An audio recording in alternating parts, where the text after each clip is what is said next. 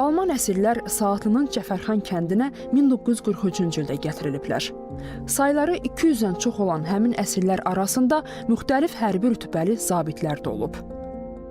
İkinci Dünya müharibəsində Cəfərxan kəndinə gətirilən Alman əsirləri bir müddət bu kənddə saxlanılıb. Onların yaşadıkları, qaldıqları bina isə bu bina olub.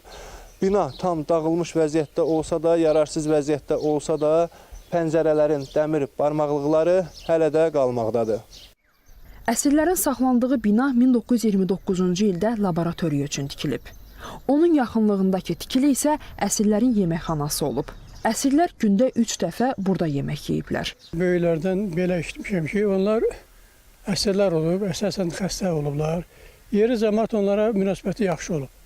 Onlara yaxşı qayğı göstəriblər, onlara lazım məsəl üçün bildiyim qədər duzda biraz onların ehtiyacı olub, duz veriblər.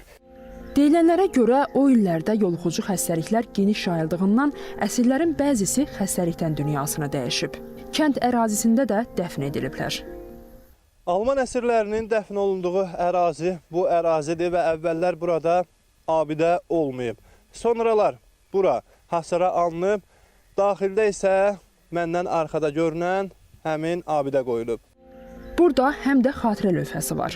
Lövhədə Azərbaycan və Alman dillərində 2-ci Dünya müharibəsində əsir düşmüşlərin qəbirstanlığı yazılıb. Bölüşdürmüşdülər, SSR-in hər yerində saxlayırdılar onları. Burada da saxlayırdılar, əsir düşərgəsi idi. Amma onlardan heç bir işdə istifadə eləmirdilər. Ya kənd təsərrüfatında, ya bağ salmada istifadə eləmirdilər. Saatlı ilə yanaşı Bakı, Gəncə, Sumqayıt, Mingəçevir və Göygöldə də Alman əsirlərin qəbirstanlığı mövcuddur. Hər birinə də nəzarət olunur, mühafizə edilir. Elnur Ələkbərov, Mirəl Əkbər Hüseynov, Şahnun Qasımova, ATV Xəbər.